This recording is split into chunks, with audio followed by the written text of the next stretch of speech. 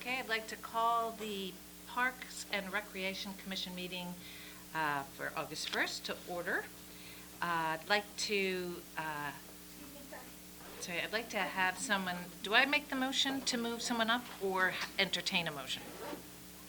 Kathy? Make the motion. Can I make the motion for that? Okay, so I'd like to make a motion that we move the agenda, that we move the dog park agility course that's located under new business up to this first agenda. I'll second that. Okay, all in favor? Aye. Excellent. So, girls, if you'd like to introduce yourself and tell us why you're here. Speak right into the mic. So this is Lorelai. Hi, I'm Lorelai. And talk to us. Okay. Yeah, Okay. okay. So maybe pull it over so you can talk to us. Yeah. Yeah.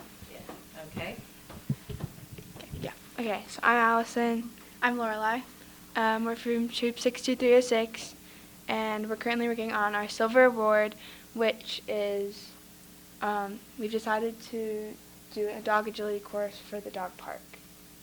Yeah, because we believe the Silver Award has to make an impact on your community and be sustained, so we thought this would be a great idea Okay. to have it be sustainable. That's a while. So tell us what the project involves. We, for the dog park, for the agility course, we'd like to include these obstacles, which include We can see it over here. a large cement tunnel with a ramp going over it. For dogs to climb in, they can climb through or over. Weaving poles, which would be flexible, so if they were weaving and there was like an accident or something, it would be safe for the dogs. Bar jumps, so we can move the PVC pipes for different heights or different like patterns for jumping, and then an A-frame. That's what we had in mind for building Okay. wise.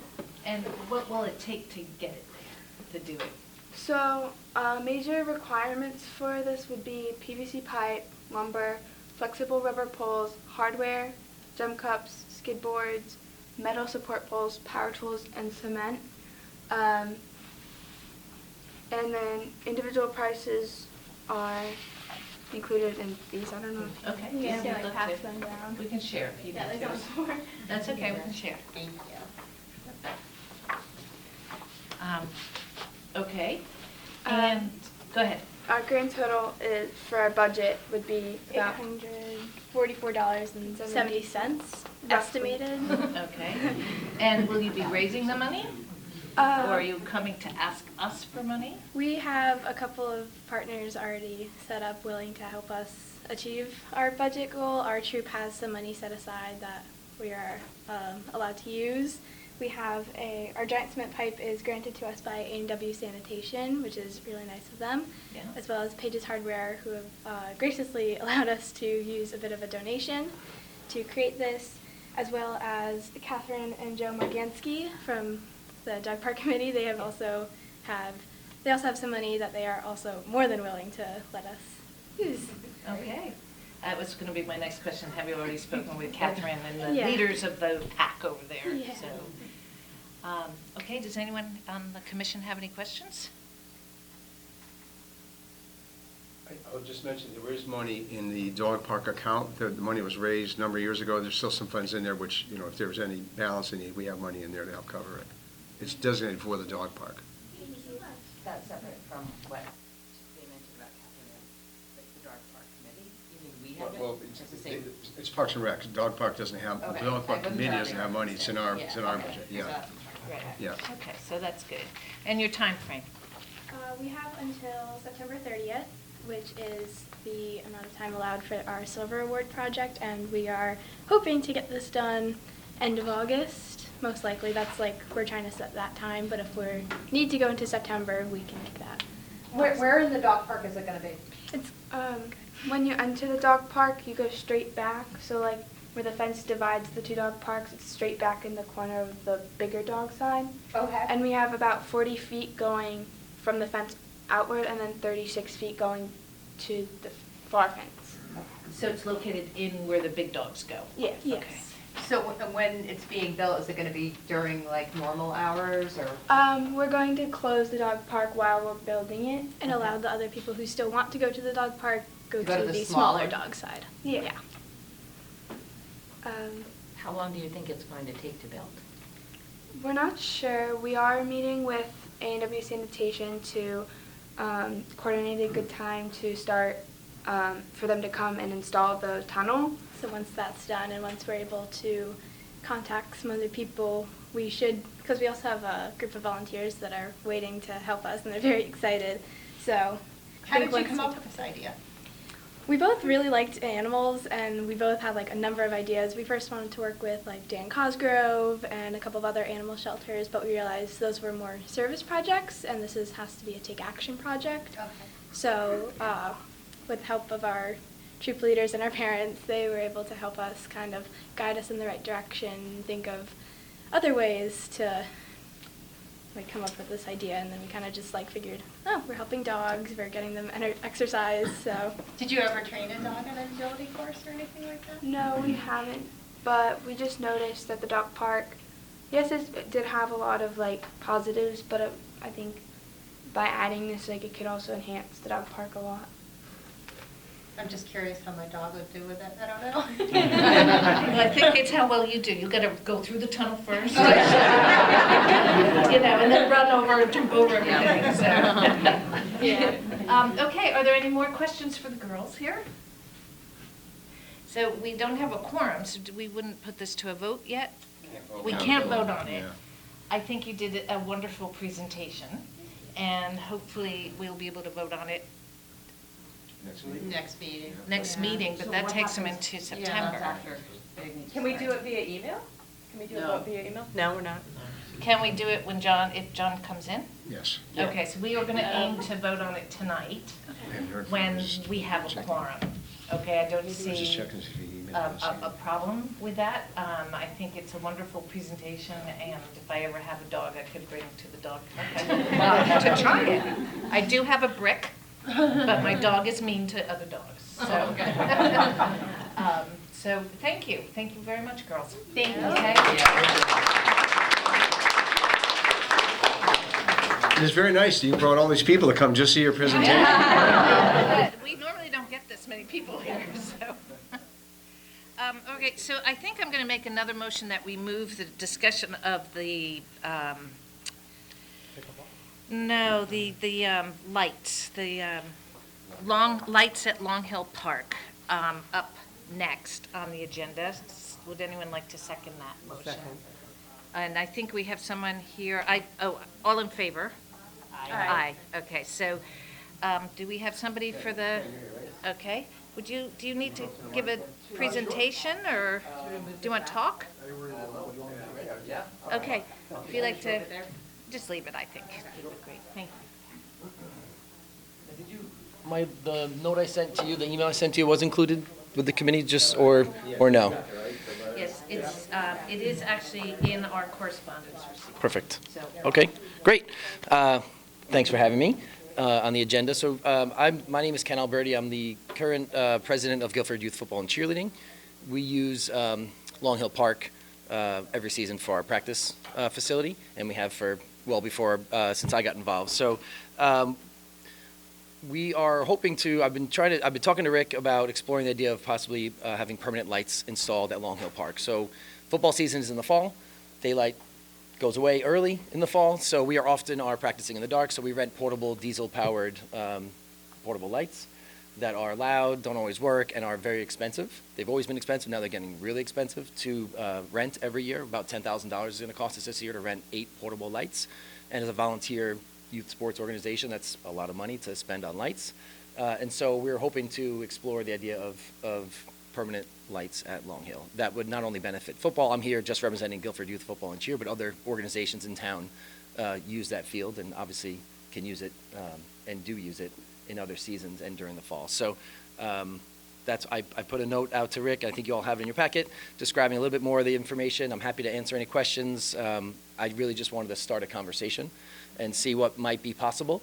Again, the vendor we use, the expenses have really increased. I mean, we were spending $5,000 on lights not that long ago, and, you know, in the course of a couple of years, it's now $10,000, which is just, that's a lot of money. And it's not going down, right? We're never going to see that money again in terms of going, you know, those rates going down. So we'd love to explore that, and I know there's a lot of steps to it, but I'm not sure, I don't know what else you might So want to hear this- from me. Our standing fields committee has discussed this? They discussed at the last meeting, they were unanimously supportive of the concept of it. And they Of the told me, obviously, permanent ask the lights. Parks and Rec Commission, the Parks and Rec Commission approves the concept, then we gotta find out what it costs, and then go, you know, assuming it goes through all the steps, then planning and zoning would have to have a public hearing on it. Okay. Do So, we have any idea of the cost? We don't yet. Okay. I don't know what that's going to cost. But I do know, you know, we have about 200 families between our football and cheerleading program that use those, you know, are part of our, again, part of our program, but I know other sports organizations in town use the space, obviously. So, yeah, I don't have a cost. We didn't get that far down the path. We wanted to see if there was even any potential for this before we really, you know, spent a lot of time. You know, if it was a non-starter, then, you know, why? But it sounds like, based on Rick's conversations with the field committee, that there's obviously support for it, so. About Yeah, it. please. Have you looked into lights that, you know, don't cause light pollution? You know, that sort of thing. Is that an availability? I mean, to be honest, I haven't done a ton of research because, Yeah. again, wanted to see if You this just is want to possible. get the okay? I want to get, you know, the approval on the idea, then certainly would want to work with Rick and his team. And I do know light technology is much better than it was years ago when you just would blast everything in the area would be lit. Now, I know they're much better in terms of light in the area that's supposed to be lit and not everything in the surrounding, you know, neighborhood. So obviously Long Hill Park is in a neighborhood. So I know that there's, you know, certainly be some concerns there. But hopefully with the new technology it would be suitable for folks who live in that area. There's a lot of tree coverage around that field, you know, outside of the open access to Long Hill. Everything else surrounding that there's a lot of tree coverage. Certainly when we're there, the leaves don't, you know, they'll start falling by the time we're done. But yeah, so that's why I'm here. I haven't done a lot of research on it.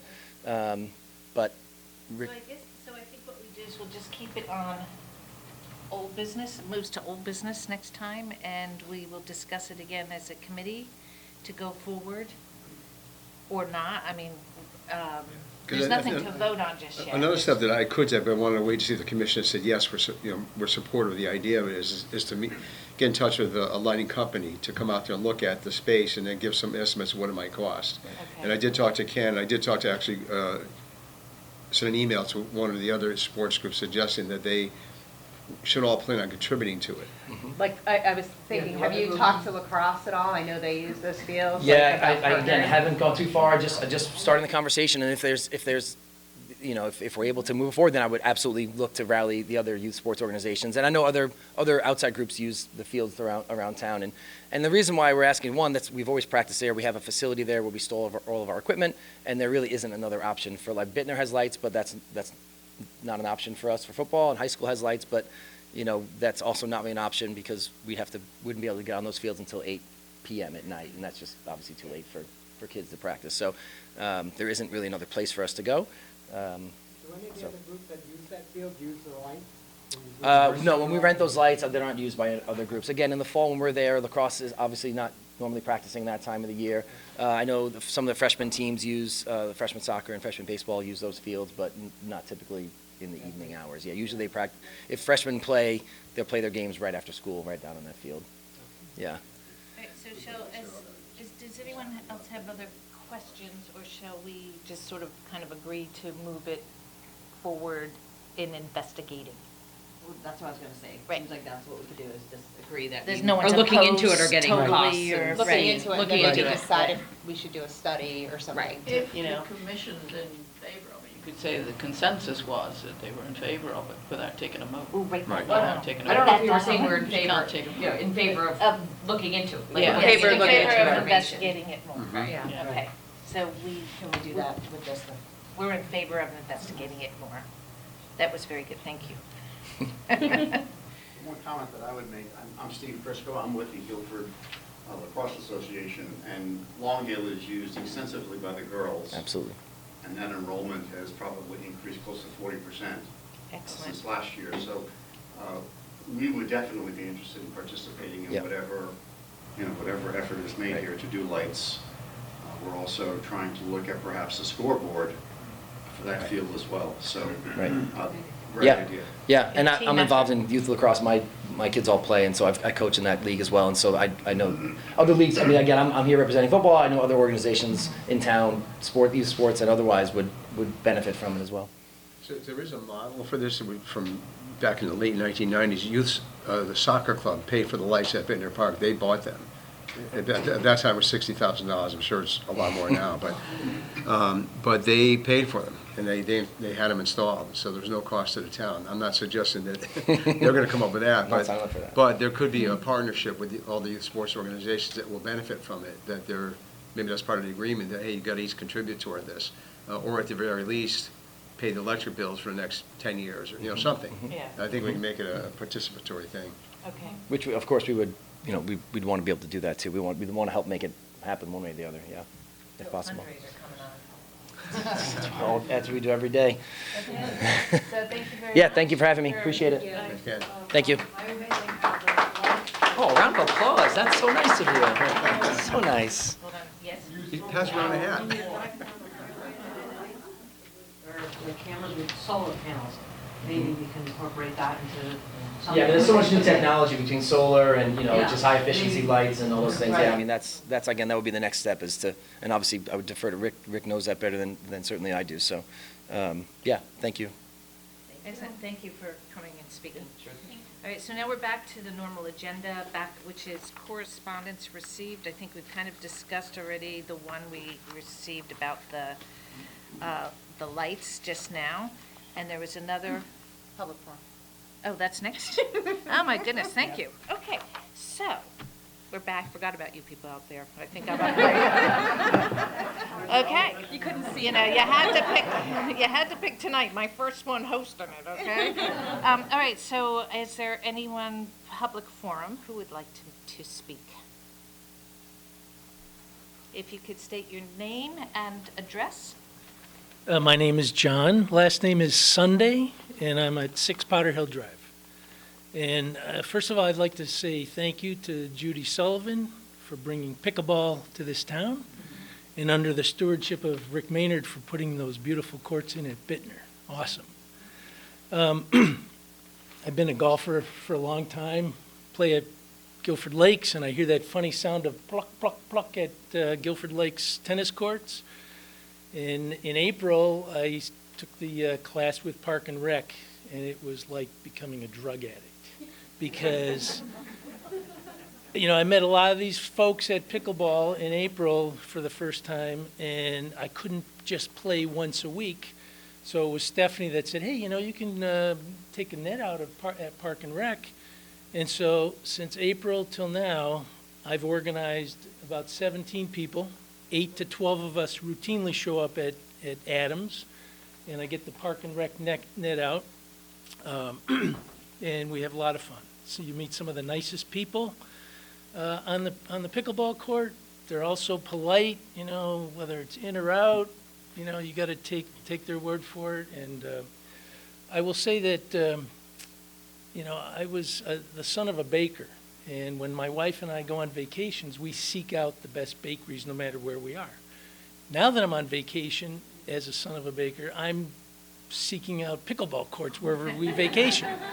Now, on the pickleball courts, I don't, they probably call me some other son of a something at times, but we really have a lot of fun. And, if you look at the stats, tennis over the last 8 years has grown 43%. Pickleball over the last 10 years has grown over 900% and is continuing to grow. Again, pickleball is like a drug. It's also like a little bit like, not quite like getting bit by a Lyme disease tick, but you get bit by the pickleball bug. And so that's why, I've been getting the folks to play. It's more of a social thing on the Tuesday, Thursday. I started as a beginner in April, and I'm now in the advanced class because they didn't want me to be an intermediate any longer. I kept running over people, I guess. So, but anyway, I played with some of the people in this room today, and Lisa, knows my weak spots, and she sent a few balls past me. But I also wanted to say that, pickleball is therapeutic. I play with some people in the class. One guy, Mike, got Parkinson's, and he has a caregiver that comes with him, and I played as his partner, and some of his symptoms go away on the pickleball court, and it's therapeutic, and he's got a wry sense of humor, and he feels better. And today I met another young lady who, she missed a shot, and I said, well, you got to move those legs, and she goes, I don't mind missing that shot, I almost died. And she said she's a cancer survivor, and it's therapeutic for a lot of people. So anyway, I think for the most part I'm speaking to the choir here. I'd like to offer some anecdotal information. Angie and I played on the home of pickleball in Bainbridge Island, Washington. And 6 beautiful pickleball courts, 6 tennis courts over here, and we played with the local folks, and they said, look, the tennis courts remain empty, while the pickleball courts were nonstop.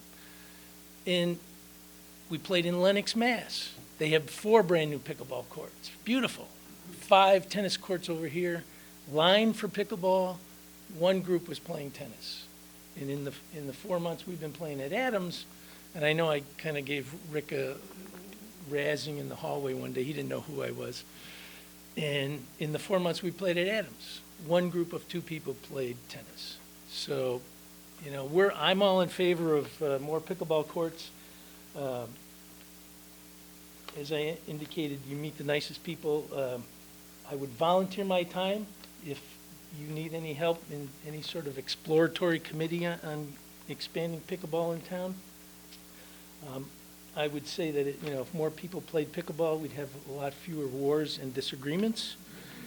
And we couldn't get a greenway in town, but let's not miss the opportunity to expand pickleball. Thank you.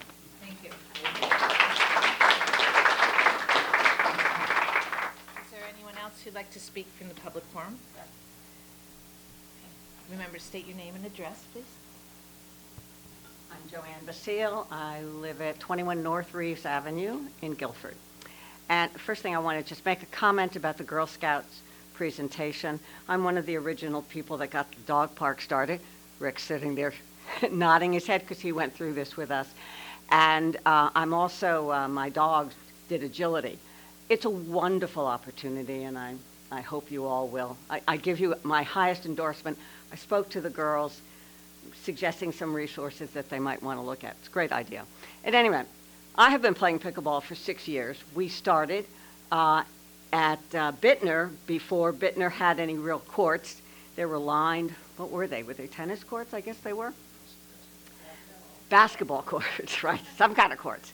And I'm here representing 11 women who became friends because of the relationships we made up at Bittner 6 years ago. We're very close friends now. We obviously have moved down to Adams, and then we moved back up to Bittner.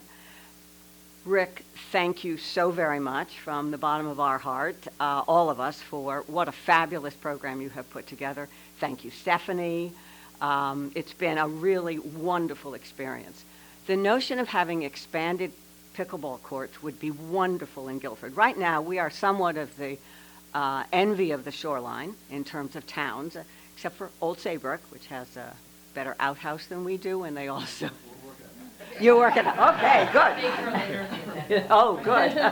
And they also have windscreens, which we would love to see up in Bittner as well. But if you could expand that, I will tell you that Guilford could become the centerpiece of the state in terms of pickleballs, and you could have championship games here. You could charge money for it. I know that those of us who play believe that the amount that we pay is like a gift from the town, and all of us, I think I speak for all of us, we would be willing to put in a little bit more to have an expanded version of that. So, and like this gentleman said, I'd be willing to work on this project as well. But thank you very, very much from all of us who play pickleball. It's a wonderful sport. The New York Times, the New Yorker magazine, the Sunday supplements, all have done feature articles on pickleball within the last month. So it's really finally getting the kind of recognition for those of us who've been doing it for a long time, believe that it deserves. So I hope you will take under serious consideration doing an expansion of the pickleball facilities in Guilford and put us on the map. Thanks. Thank you.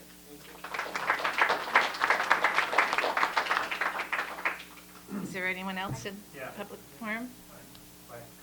Yes, please. Even though I know you, you still have to state your name and address. You're doing a great job, Laura. Charlie Trapani, 256 Little Meadow Road here in Guilford. And I just want to, it can't be overstated, meeting people through pickleball. It's just like, it was like the easiest thing. When I started playing, it took me by surprise because I didn't expect it. But when you have a group of people with a common goal and a common interest, it really blossomed into some really terrific friendships. And that can't be overstated. I just want to tell you that. I think what we're all thinking about in terms of expansion is towards the western side of the town. I think it's the western side. Have you given any thought, like Long Hill or, that area? But, because I haven't talked to anybody about what the alternatives are. But I also think that Guilford's sporting facilities in general, are, a gem of not just the shoreline, but of Connecticut. I mean, you drive down 95 and you look to the right and you see those basketball courts, and I'm a big proponent, of the police courts. All right, I spent a lot of my time there in the last, years. I don't know, is it 20 years now that they've been there? 22. Yeah, 22 years. So I think that is a terrific thing. I don't know what the final decision is on police courts. I'm not here to talk about police courts, but to me, it's part of the image that our community gives off when you drive by and you see that. And I think, pickleball is becoming, just another, idea where that's so popular and growing so fast. But in addition to that, pickleball is perceived now as more of a seniors type sport, okay, I think. But that's changing rapidly right now. Younger people are getting into the game, and when that happens, it's going to explode, okay? And right now, it's the seniors, but they're coming. It's a very competitive sport. It's a lot of fun, and if you can't get back and forth on a tennis court anymore, pickleball is great to remain active and competitive. So, thank you. Thank you. Yeah. Thank you. And I think Natalie's hand was up before. I just wanted to say that I have the numbers. As of today, there are 288 people that are playing pickleball as part of our program and 27 people on the wait list. So those numbers have been continuing to grow. Okay. It is just amazing. Thank you. And then I saw, before you, I saw his hand.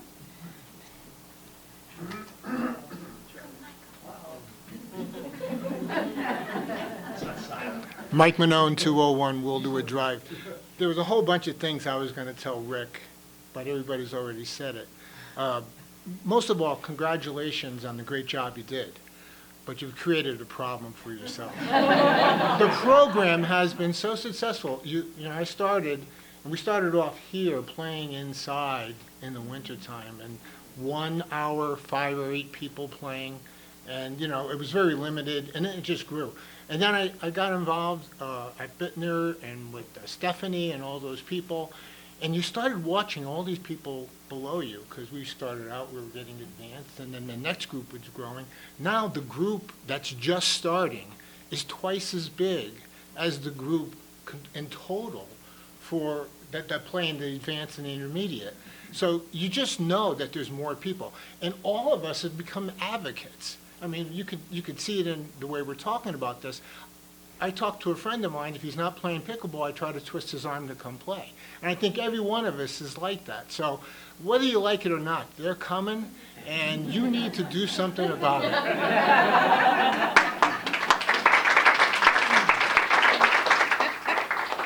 You ever feel picked on here, Rick? They're obviously very diligent about their sport. Laura, I thought most of these people are coming to talk about the Jacob septic improvements. Anyone else for public forum? I saw, you can go first, okay. Very quickly. Rich Hall, 3 Hampton Court. I just wanted to give you guys the scare story. My sister-in-law, my brother-in-law live in southern Massachusetts, and they both play pickleball. And when they play pickleball, they have to take their paddle and put it in a line and wait their turn until a court comes up. So that's because this sport, as Natalie pointed out, is growing so fast. That's what we're potentially heading for if we don't take care of the problem that is going to be with us in a few years when more and more people are playing pickleball. Where do you go? You know, there's 4 courts up there. You know, there's, nets that can be borrowed, things like that. So that's just the potential that we could be like my brother-in-law and sister-in-law up in southern Mass, where they sit there and they'll wait a half hour to play, and then they'll play one game, and then they'll have to go and put their paddle in line again for the next game. We're very fortunate that most of us can go up there right now and play pickleball and not have to wait like that. So let's hope it doesn't ever come to the scare story. Thank you. Thank you, Sherry. Anyone else for public forum?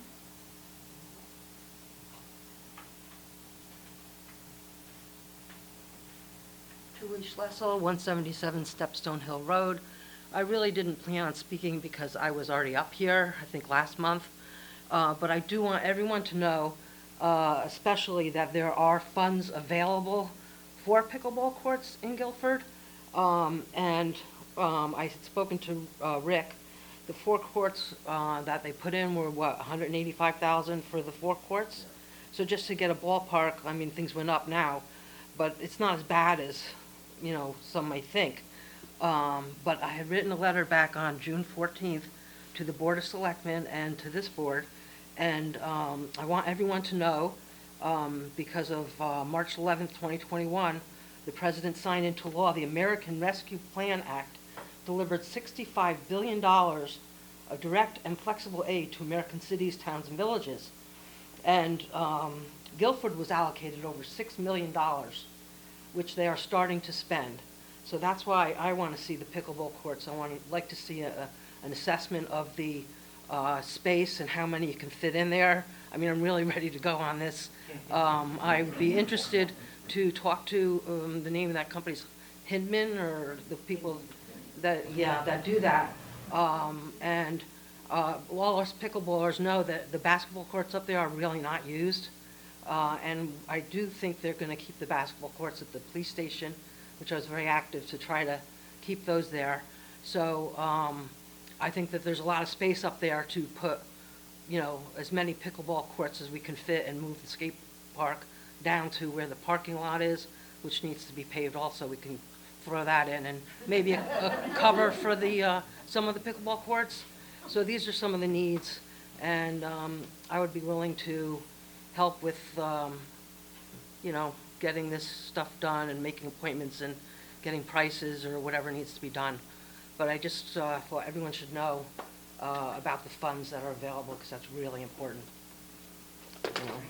So. Thank you.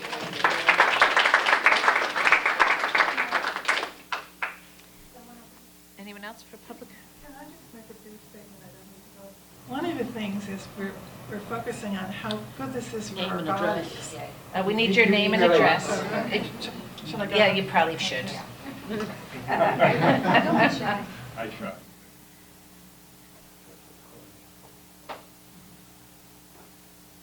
Marcia Meyer, 5 Long Hill Farm, Guilford.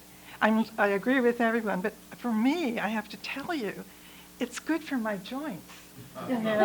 Honestly, getting out there and swinging and moving and running, and unsafe courts now, etc. We all have to start thinking about this. So you're thinking about, you're making the more mature population of Guilford healthier, and you're helping us stay healthier too, etc. So thank you. Thank you.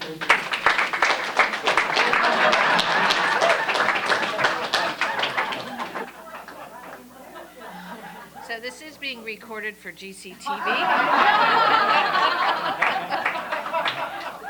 I'll let you all know when it's out. Anyone else for public? Good job. Anyone else for public forum? Okay, with that, now we move to correspondence. We already discussed, I believe, the email about the lights, and then there was one other correspondence in the packet about the restrooms. Should we? Bye-bye. Thank you very much. Should we move? You can cover that under new business. I Okay, think. so we're going to cover this email under new business with the picture that we all got in that thing. So that's it for correspondence. Now, we'd like to, you've all received the meeting minutes of the July 11th commission meeting. Would someone like to make a motion to approve those minutes? Can we do it without a quorum? Oh, we can't. Oh, so Table them to next we'll table till the next meeting. Goodness gracious, okay. I know, it's not straightforward, is it? Okay.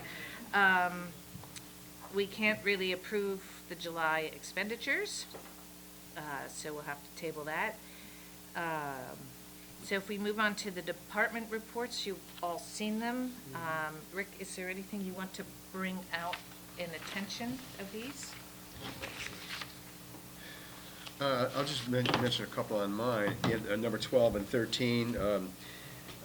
We also had, we mentioned the concert on July 25th, but of course, some of you were probably at the concert last night. We had probably close to 1,200 people last night for the Beach Boys concert. And they just keep growing. And usually the last concert is the biggest. So we're heading off for a record year, I think, for attendance at those concerts. And then the intergenerational thing, one of the things when we interviewed Victoria, I said I want her to work on some intergenerational programs, pickleball maybe? So some intergenerational programs, and she and Terry have already done a couple of them. And one was, there was St. George Church had a camp of, I think they had 18 or 20 kids. It might be in Terry's report, but they met and they made some bracelets. And that was a seniors with high school age kids working together on something. And those kids also came, they served lunch one time. And so, we want to focus. We got seniors here, we got preschoolers here, we got all ages, and we have a real captured market for doing intergenerational programming. And I want to do more of that. And that's something that she started already doing, so I wanted to highlight that. My daughter went to Yeah, daycare yeah. in a nursing home, and it was absolutely Mhm, wonderful. yeah. It was, they did trick or treating, door to door. I mean, Yeah. it was so many activities. Yeah, she helps, she in our preschool, she helped with our preschool campaign too. Oh, right? yeah, you know Yeah, Caroline. Yeah. So it's just another direction that we want to head in. We got the group here to I do think it. it's wonderful. Yeah. Excellent. Any other comments or questions on any of the other committee department reports? Okay, so we will move on to the committee's report. Standing Fields. Yeah, well, but I go to those meetings. So the main thing they've been talking about is the Long Hill Park backstop. We had a lot of discussion about, do we totally replace the backstop? Because we always get complaints that they lose a lot of foul balls into the wetlands there, and they can't get them. They lose a lot of balls there. And so the bottom line is we're going to just replace the netting. And to go up as high as we need to go, we'd have to go 60 or 80 feet high probably. We're not doing it. It's just be very, very expensive. And currently, the field only gets used by the high school freshman baseball team for their practices and games. And for relatively minimal use, it doesn't make sense to talk about $50,000 or $60,000 for a backstop. So we're going to replace the netting that's all torn apart anyway up top. And we already got approval in March from the Board of Selectmen to do that and have a contractor to do it. But the field was too wet to go out and do it. So now it's dry enough, really dry. I put a call to him today to just go ahead and let's get it done. But that's the plan there. Talking about that, the irrigation project at Cox, the lower field at Cox came out great. It greened up very quickly. It's browning up again now, because we've been asked to cut back on the irrigation. And still the ongoing issue with the upper synthetic turf field at the high school. There's still some repairs that have to be done there, that just waiting for somebody, either contractor or the carpet manufacturer, to take ownership and come and repair it, and that hasn't happened yet.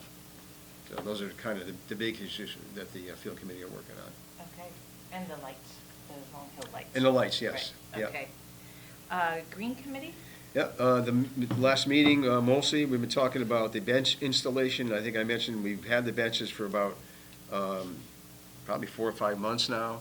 But one of the representatives on that committee is working on getting some contractors to put the brickwork around underneath where the benches are going to go. And then there's a millstone kind of near the northwest corner. It's kind of across from Green Gallery. There's a millstone that covers a well that was there, and there's some historic significance to both the millstone and the well.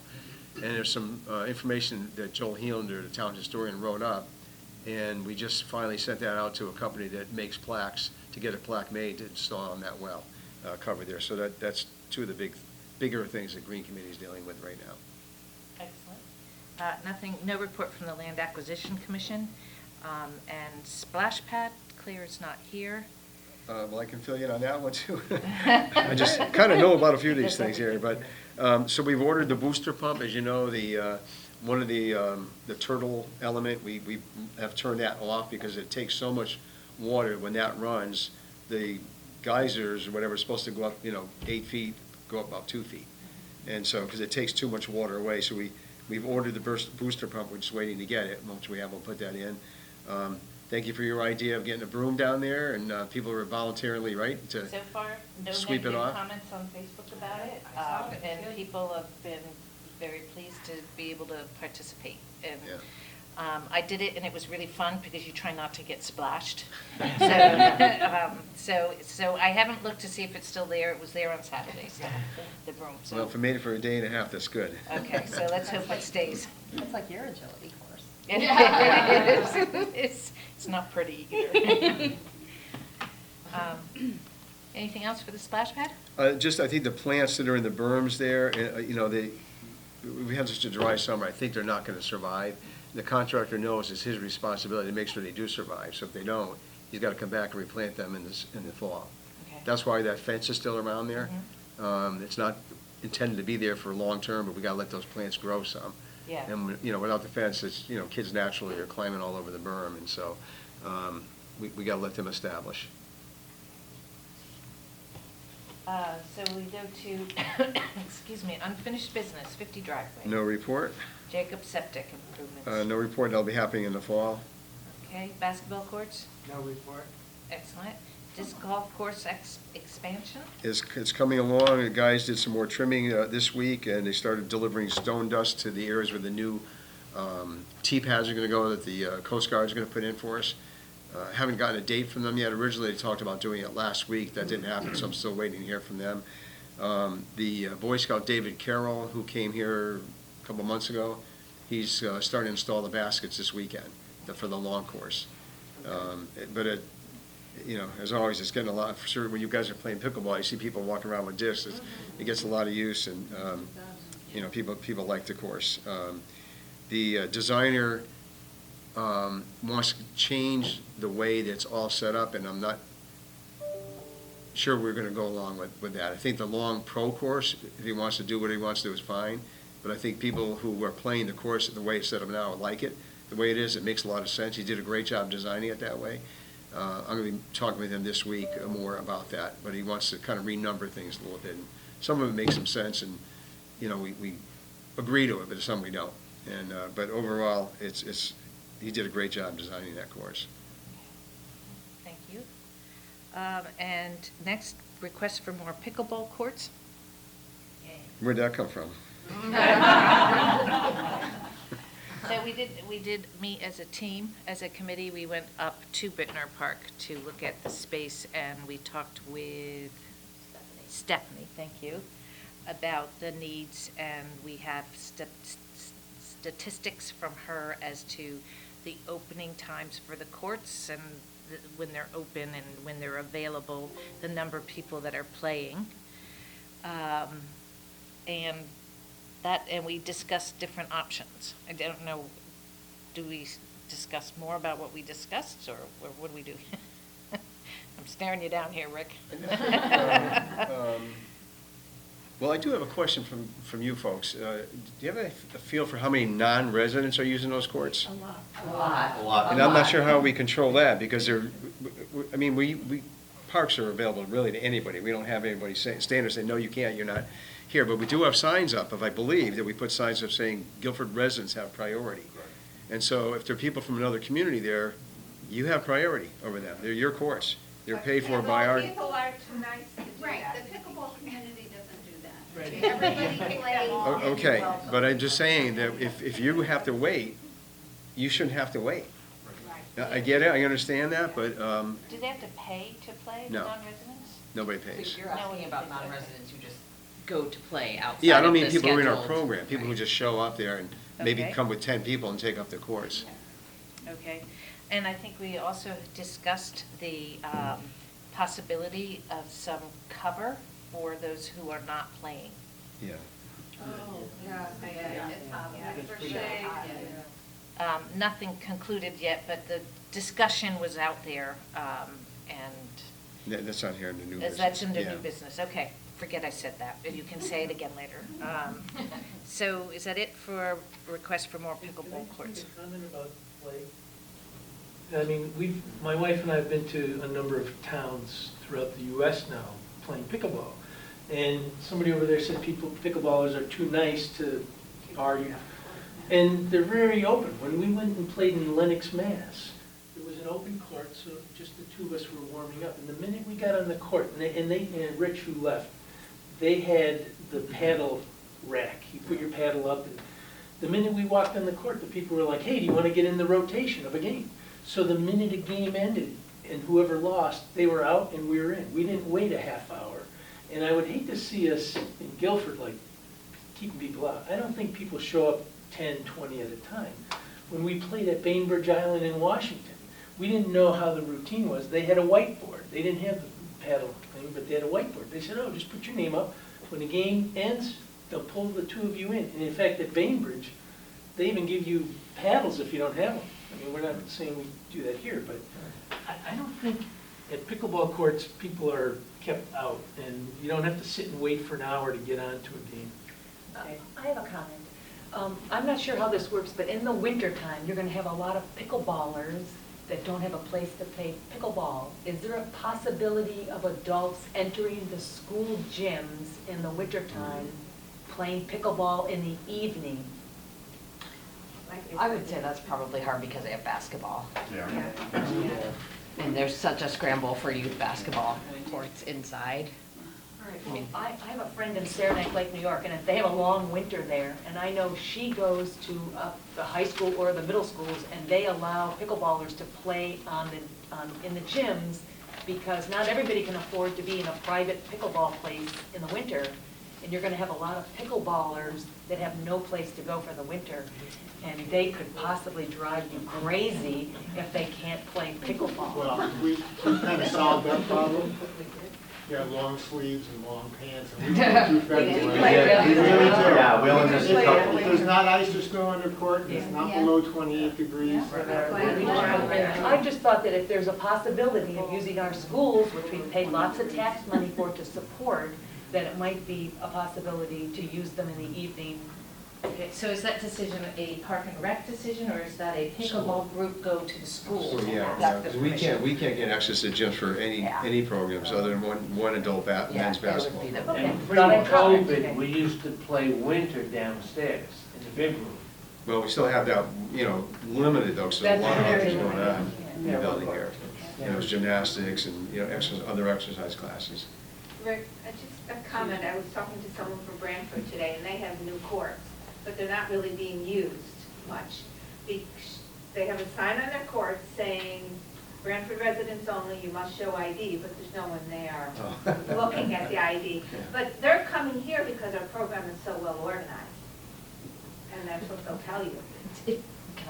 It seems to me like, unless I'm misunderstanding, we're talking about two different things, kind of, because there's the program that people are signed up for and the number of classes or sessions, I'm not sure how it works out, playing time, and then people just going on their own to play. So I'm not completely clear about, it sounds to me certainly that there could be room if it was available for people wanting more of the organized going on, if there's a wait list.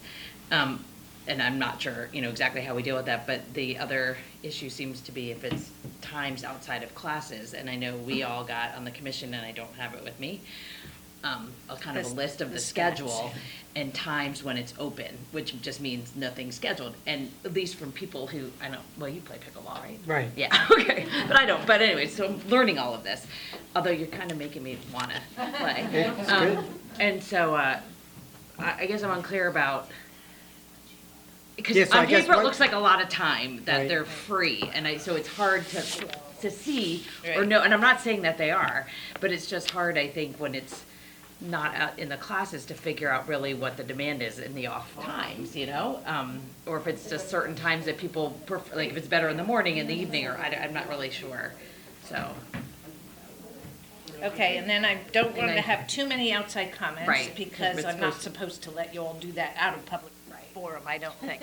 So, But some of that is also, I'm saying it, Right. because it's something on all of our minds, but also Rick may have a better sense of some of that too, I don't know. I think that the request for the courts has been heard, and we all love the pickleball people and the courts and the program.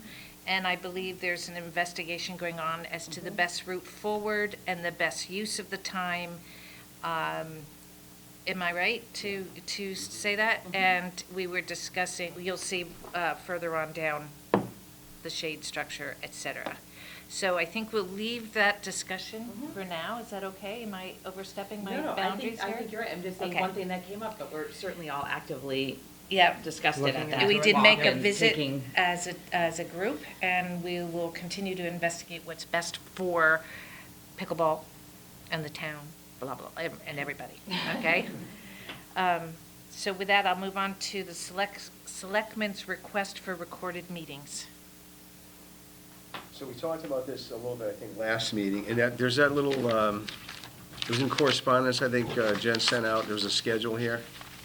It was one of the options. Where is it? Here, oh, it looks like this. Did you all get that? I don't think we got it. I didn't get it. Oh, she sent a second pack, I might have done that. So anyway, if you remember, our videographer is not going to do this forever, and the first selectman was interested in have our meetings still be recorded. And so the options are, we don't let Pete retire or resign.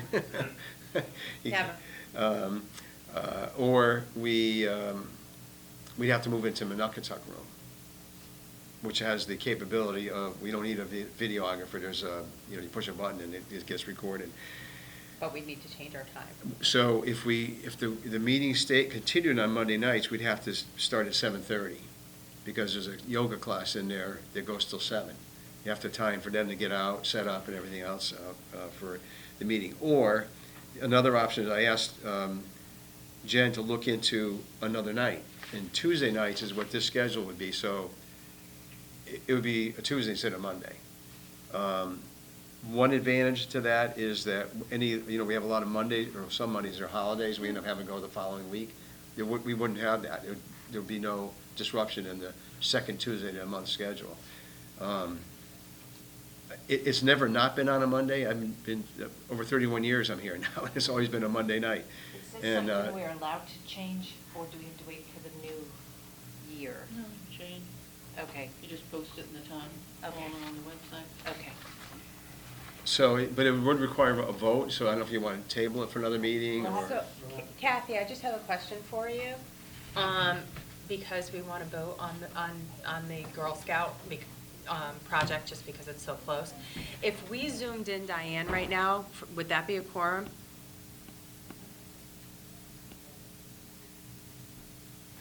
I would think so, because when there were Zoom meetings, You'd right? have to explain to her what was said. I've been texting her, so, to see if she can vote. So I can just send her a Zoom link, and then we can have her, and we can explain what we're voting on and stuff. We could do that. And I could just move my computer over there, and she can see us all, So, okay.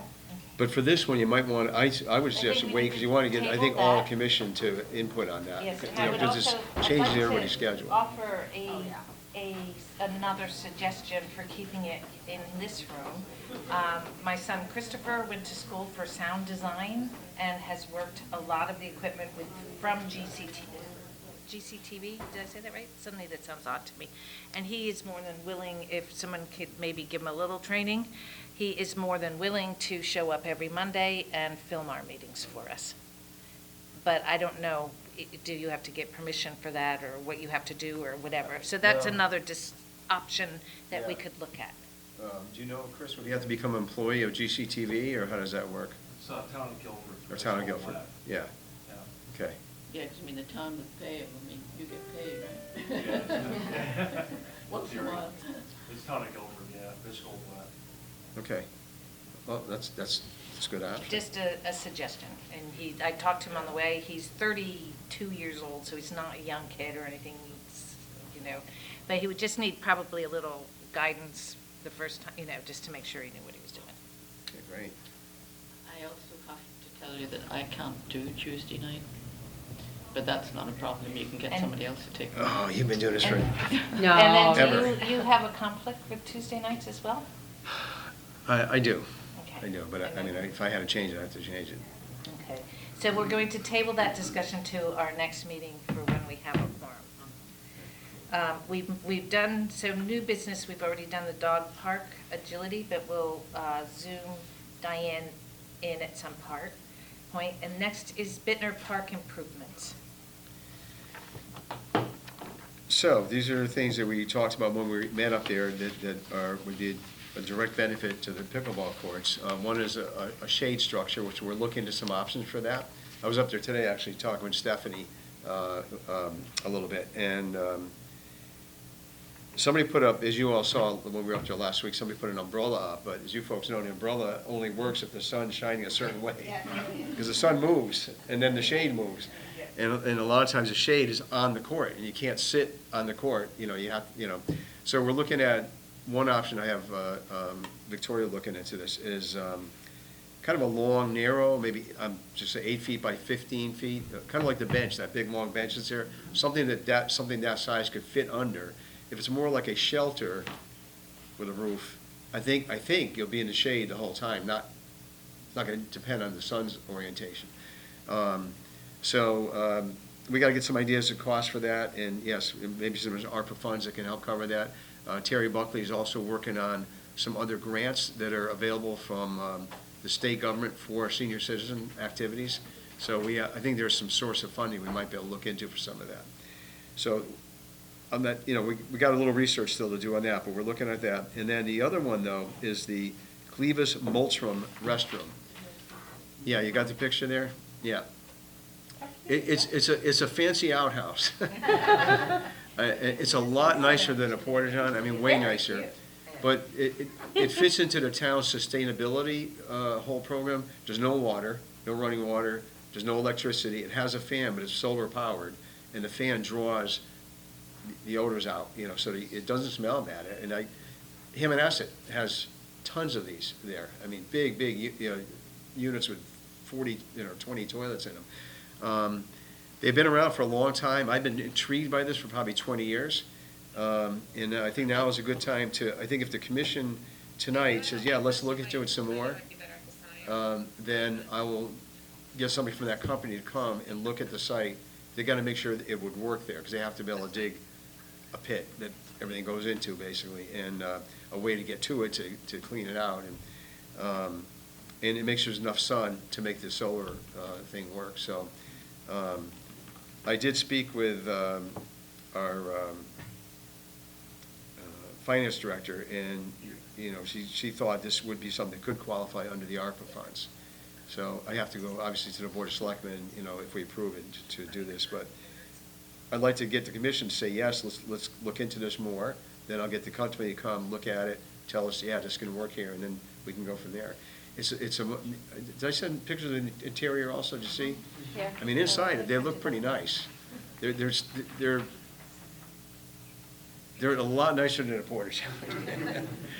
But they're not like your home bathroom, they're not. But But they're in state and federal parks all over the country. If any of you have played pickleball in Essex, I talked to their director, they have one in Essex. They put it in and opened it in May. So they have one of these there also. So I'm disappointed Essex got one before we do, because I like to be a leader and not a follower. But it's great. I mean, it's a nice option, I think. So I think if the commission says, yeah, go forward, then tomorrow I'll call the company and get them down there to look at it and see if we can make it work. Any thoughts? I was just gonna, am I correct that you had mentioned when we spoke about this before that there's a cost to come out, but then it goes towards if you purchase? $600 for them to come and investigate it, but that would go toward the cost of, and they're not cheap, they're $75,000. So they're not inexpensive, but, and I can't say we can justify the $90 a month. I mean, it would take a long time to pay that back versus a portage on it. But it's much nicer. Yeah. And you know, again, when we spoke up there, the point I made is we have really a nice bathroom facility in the other part of the park to service the athletic fields and the playground. But year-round, Binder Park North has more people using it than the other part of the park, and there's no bathroom, a portage on. We can't it'd be hard to put a regular full bathroom up there because it's digging a well, and it'd be really expensive, you know, it's water and electricity. There's no electricity back there. We'd have to bring it back. I think this is a good option. As I said, they have them in state parks and federal parks and town parks, you know, all over the country. And they work well. They've been around for a long time. The only maintenance is periodically you have to add some wood chips or sawdust to it, and that helps some kind of chemical reaction. I don't really understand it all, but I'm not suggesting we do this. For some places, they actually use it for fertilizer afterwards. And I don't think we're going to do that maybe, but at least not on athletic fields. But there could, the company said that they also can come and they can clean it out quarterly. Depends how much use we get, but generally quarterly. And that would cost us maybe, I don't know, $800 for the year or something like that if we had a contract with them. So it's pretty inexpensive from that perspective. So I think once we have it, it would be less expensive than having the porta-johns up there 12 months out of the year. Okay. So as a commission, are we think that is something we should continue to investigate and look into? Yeah. Yes. It's not a vote, so we can. Diane's here, so we can get her out. She's watching her nieces and nephew. Okay. So did you talk to Diane about the Girl Scout project? I did. Do you want to get her to vote on this one though, so we can go forward with this, or? Do we have to vote just to go forward and investigate? Well, you can. Thank you. If she's on the meeting, Thank she you. can vote, can't she? Hi. Free to go forward, I don't know that you need. Okay. Yeah. I'm not- All right, yeah, as long as you guys give me the okay to go forward. Hold on, let's we'll get do you that. part of the room here at least. I got some people. Say hi. All right. Hi, Diane. Hi. Thank you for popping on. And Oh, you know what, I have her muted.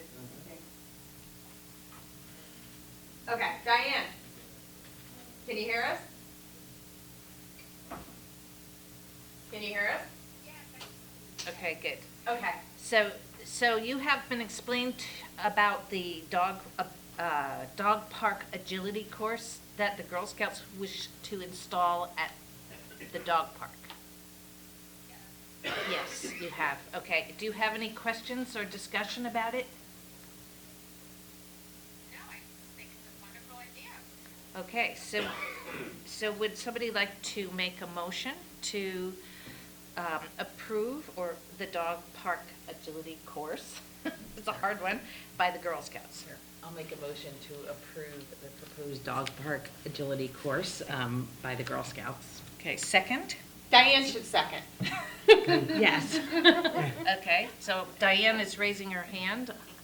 And any discussion, any further discussion amongst us? No. All in favor? Aye. And it passes. Thank you very much, Diane. Thank you, Diane. Thank you, Diane. Yeah.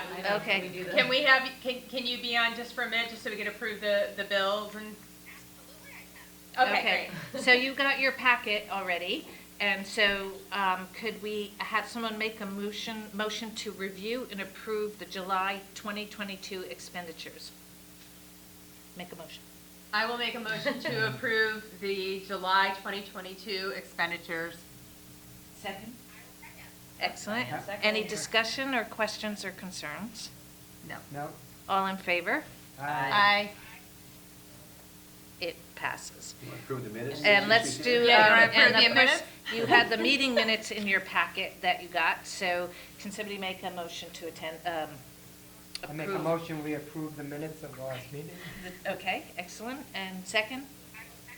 Second again, thank you, this is so good. Any discussion, or any discussion?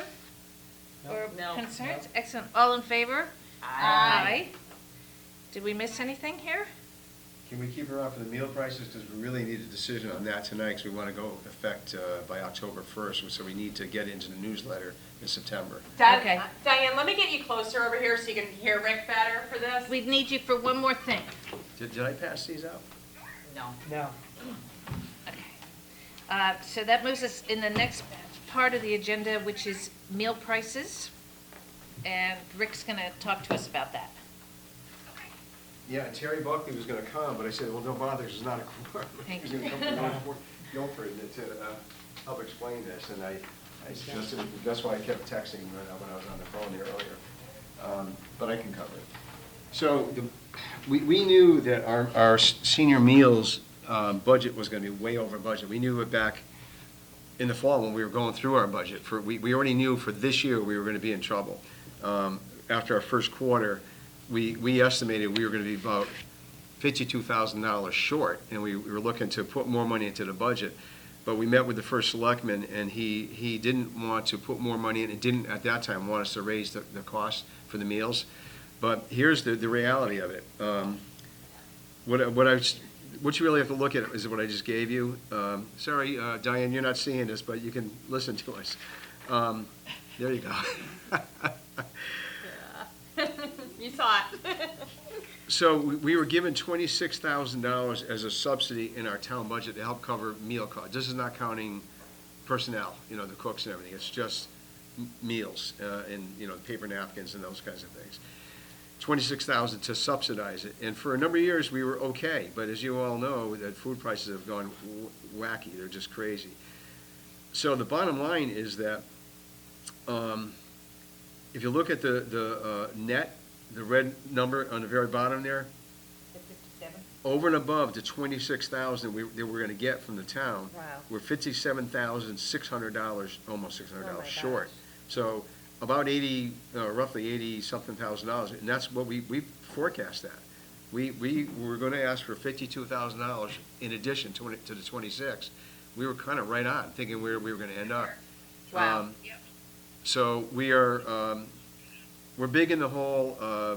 Again, I think the Board of Selectmen will cover that somehow through ARPA or something. They didn't want us to go up big on the fees. Yeah. But what Terry and I are proposing, we go up 50 cents. So the meals that are now $3.50, we go to $4. For the ones that are $4.50, we go to $5. That will, that additional 50 cents, the thing. So if we have 42,000 meals, that's going to raise about $21,000 more, right? 50 cents on 42,000. And 42,000 is about what we're doing. 80% of those meals are Meals on Wheels. So the majority of what we do is Meals on Wheels. I mean, you can see the numbers here.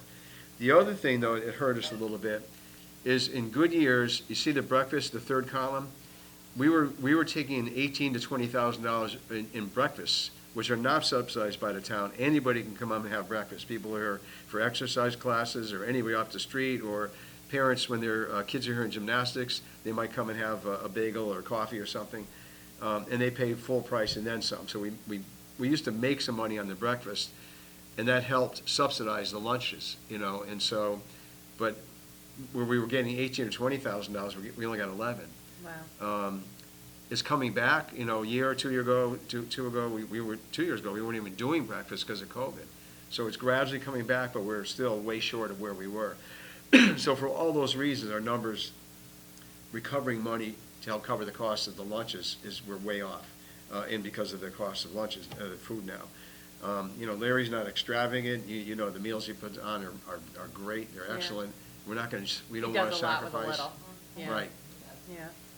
Will we up the price of the breakfast? We can do that, yep. We can come up. What is the cost There- of a breakfast? A coffee's $1. I think a pancake is $3. You know, we could look at doing that, going up a little on that, because again, that can help subsidize. But yes, we can talk about that. Can I ask a question? Do we subsidize anyone who can't afford to pay? You know, is there?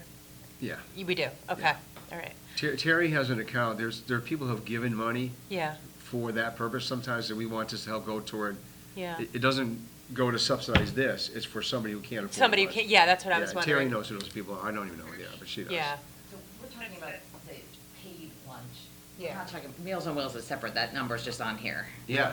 You're not That talking. includes Meals on Oh, Wheels. it is, it's everything, Yeah. okay, I wasn't Yeah, sure, so yeah, it's we- raising we- 50 cents for if you purchase here, or if you're getting Right, Meals on Wheels, right. okay. I'm super happy that there's a slush fund for that, you Yeah, know? yeah. It makes me feel better about having to raise the prices a little bit, you Right. know? if- Yeah, that's exactly how I feel. Yeah. So we think, it's not a real lot, so if there's a husband and wife, for example, it's gonna cost them $1 more. Yeah. 4 times a week they come, it's $4 more.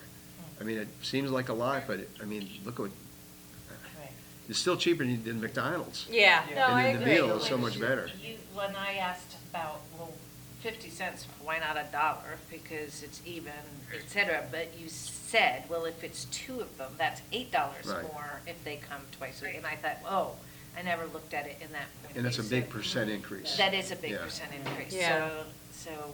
So what you're asking is, would we vote to approve to go up 50 cents per meal? And And something on the breakfast cost. And yeah, and well, you'll look I'll let for- Larry figure the breakfast cost. We just approved going up. I mean, let them figure out what they're doing. Okay. The breakfasts don't lose money anyway right now. They're doing Right. pretty well. But if we want to raise a little more, it can help. Well, we can make sure that more, parents with kids, if they're just Yeah. hanging out here, actually realize that they can get breakfast Right. there, or they're, I'll come No, down and that's have true. breakfast. One Okay. one thing that How helps a much- little I mean- bit is when we have specials, like the Rotary Club is meeting here once a month for breakfast now, instead of at the restaurant for lunch. That's And that's, we're charging them $10 a person. Yeah. And we had 25 people here last month, and so that's $250. I don't want to say we're trying to make, we're making money on Rotary, and they don't mind paying. They like helping to come. They know they're helping subsidize. And we're working on an option of maybe having them come twice a month. And Larry and I talked about it a little bit. I talked to Dawn Jackson, who's the president of Rotary now, and somebody else who's in Rotary might be interested in helping support that. Somebody's husband is in And Rotary. I know that I think currently for lunch, they're paying $18, and where they might move, it would be $20 yeah. for lunch. Right, So your $10 doesn't sound like that much. right. Yeah. And the people like the breakfast They as do. well. Can we go back, how much is the lunch right now? $3.50 and $4.50. $4.50 is like if it's a Like something special? high roast maybe or something. Oh, okay. But I'll say, some of the lunches when there's entertainment, a band or something, or if we have, like the seniors prom, I think that was $8. Right. And we still had 80 people came Right. to the seniors prom, but those are specials. And some of the, like I said, some of the other meals where there's entertainment, it might be $6, and we'll still get 70, 80 people will come. I know that Terry has a real good hold on, Yeah. and she knows, the participants, and she knows them well. So I was just more worried about, like, will this keep people from coming? But Terry will know She'll if know. there's a There's- need, right? There's nobody who would, Yeah. should feel like they can't do it. Yeah. Yeah. Because, I mean, And she knows. it's a gem here for, Yeah. it's absolutely wonderful, and I would hate to see people not be able to Right. participate. Yeah. Yep, I agree with that. Okay, so shall somebody make a motion to approve the increase of 50 cents per lunch? I'll make a motion to approve that. I will. It's hard to do, I know, it's like, Yeah. we will, but. Yeah, no, I mean, we understand it. It just, it's Yeah. painful, you Yeah. know? Can you include adjusting breakfast in the motion? Yes, I will make a motion to increase the price of lunch 50 cents, correct? Or, 50 cents, right? Yeah. And to increase the price of breakfast after Larry and Rick discuss it and whatever they deem suitable. Is that okay? I think that's perfect. Okay. Do we Okay, have a great. second?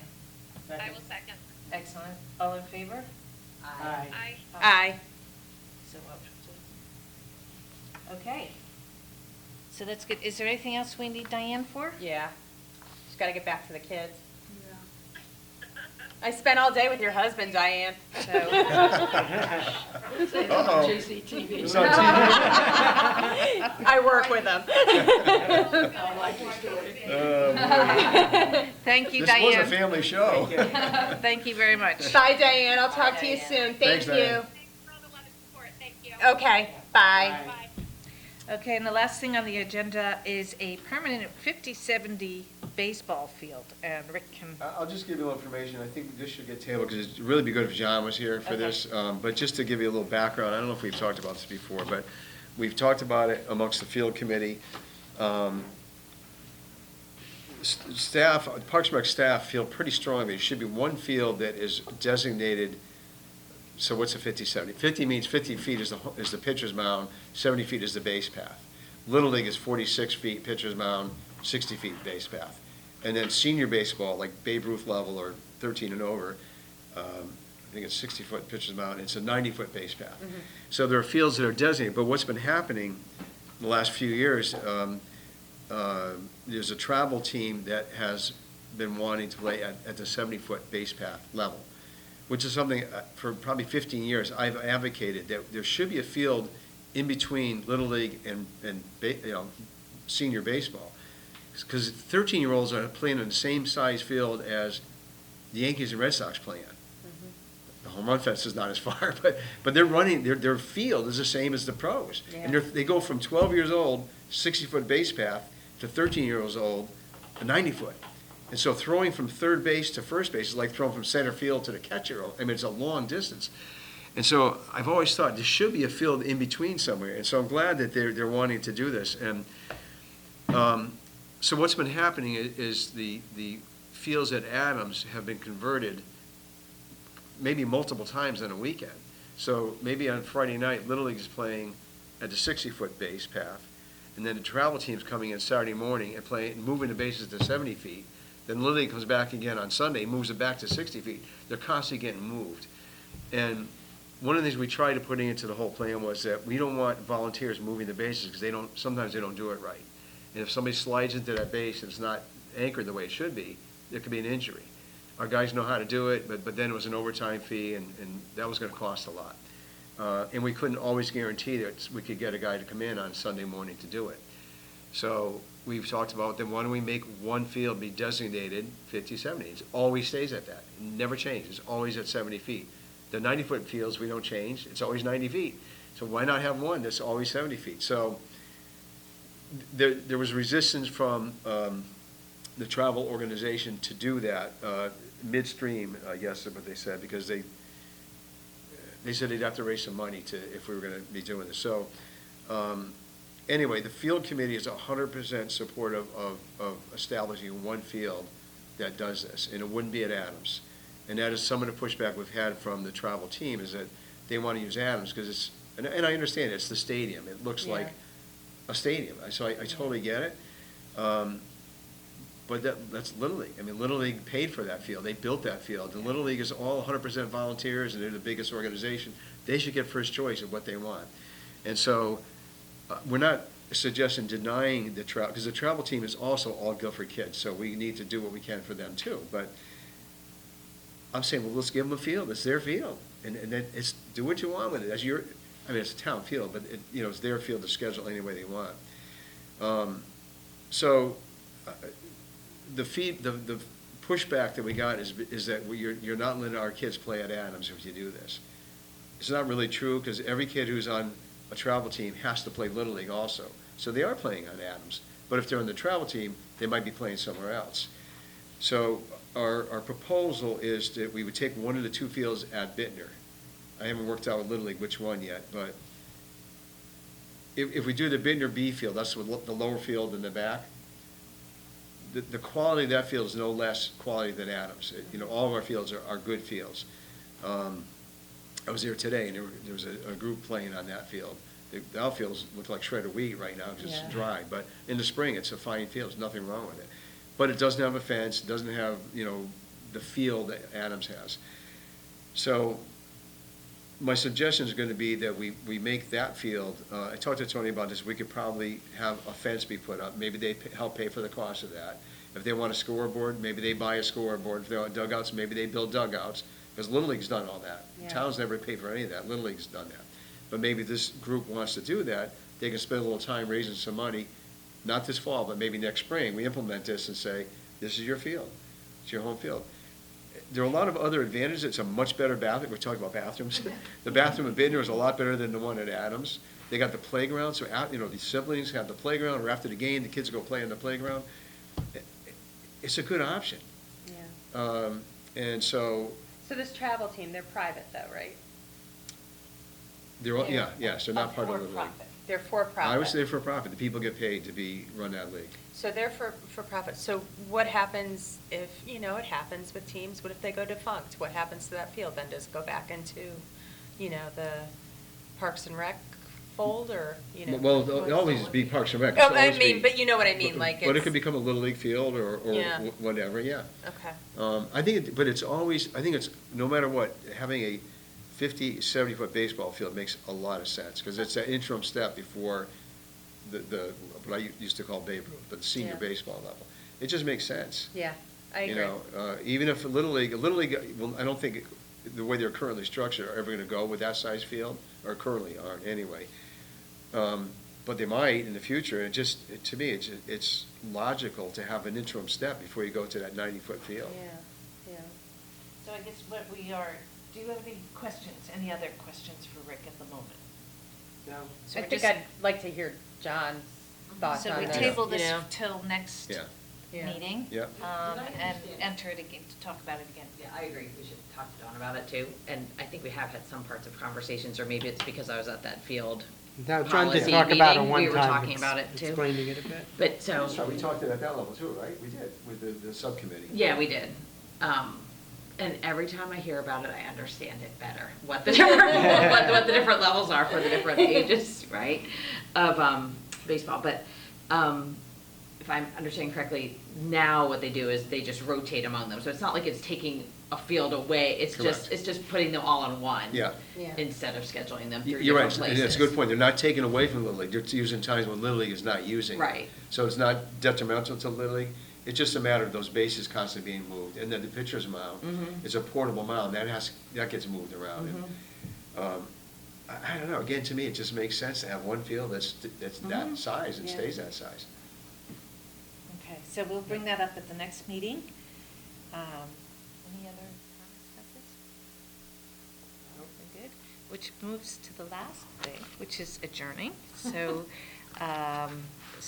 do I make the motion to adjourn? Oh, okay, I'll make the motion to adjourn the Park and Rec meeting at 8:50, we'll say 8:55, 7:55 PM. Any second to that? All in favor? Aye. Thank you. Thank you very much. Yes, hold on, it's two pickleball. I know. Well,